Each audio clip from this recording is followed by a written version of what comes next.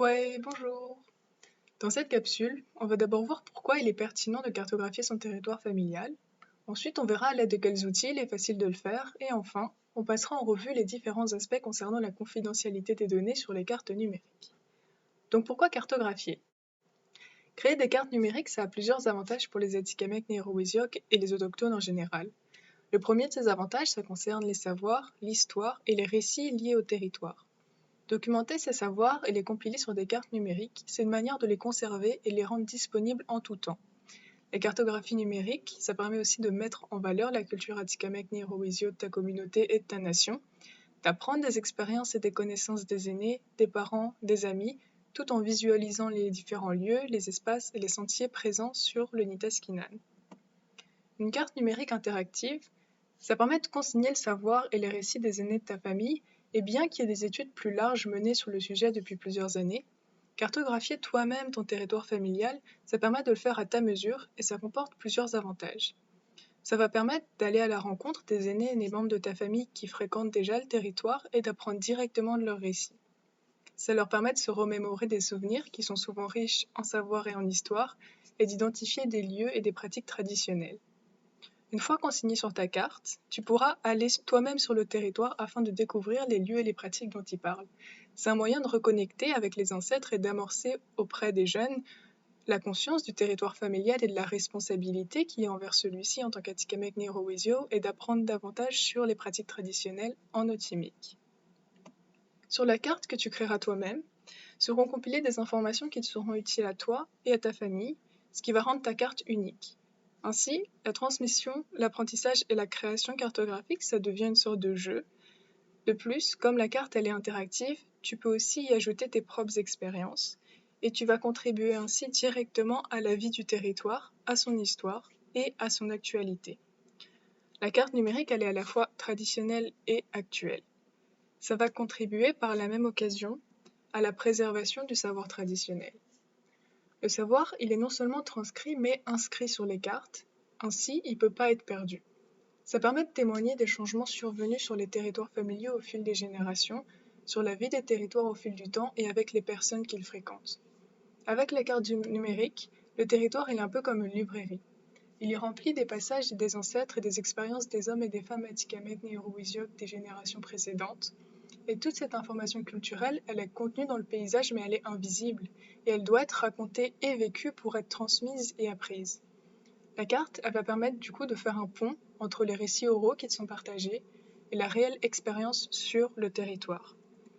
Et avec cette expérience, tu seras initié au territoire et à ton territoire familial. Tu pourras prendre conscience de son importance dans la vie des autochtones d'hier et aujourd'hui. À travers ces cartes, tu auras accès à l'histoire et aux traditions Atikamekw Nehru-Wisiok et ça assure une transmission aux générations futures. Et ça, c'est vraiment essentiel pour que l'identité Atikamekw Nehru-Wisiok elle soit bien vivante et continue d'être affirmée et revendiquée. Parce qu'en effet, ça, c'est essentiel pour les revendications territoriales. Cartographier, ça permet aussi de démontrer que les territoires ils sont toujours occupés et utilisés par les Atikamekw Nehru-Wisiok et que ceux-ci sans souci. La carte, elle agit comme une trace de son occupation contemporaine et de la signification derrière cette occupation. Cartographier, ça permet de réaffirmer la relation au territoire dans la perspective Atikamekw, au contraire des cartes coloniales qui souvent occultent la présence des autochtones. Par exemple, la nation Squamish, qui est sur la côte ouest, elle a fait une carte qui a été particulièrement influente pour guider les décideurs du gouvernement afin qu'ils respectent les valeurs autochtones vis-à-vis du territoire. La carte en question, elle a été présentée aux négociations des Jeux olympiques de 2010 et en a résulté de nombreuses zones protégées et des retombées économiques pour la communauté. Et plus il y a d'informations sur une carte, plus elle a du poids. Enfin, dire tout ça, là, c'est bien beau, mais qu'est-ce que c'est qu'une carte numérique et comment on en fait une? Cartographier son territoire, ça peut paraître un peu abstrait, mais les outils de Google, ça rend cette tâche vraiment facile et accessible là, pour chacun et chacune depuis sa maison. Tout ce dont tu as besoin, ce sera d'un ordinateur, d'une connexion Internet et évidemment de ton expérience sur le territoire et celle des membres de ta famille. Les logiciels tels que Google Earth Pro, Google Earth Web et My Maps, ils te permettent d'annoter une carte en y ajoutant des lieux que tu vas nommer, décrire et illustrer avec des photos ou des vidéos.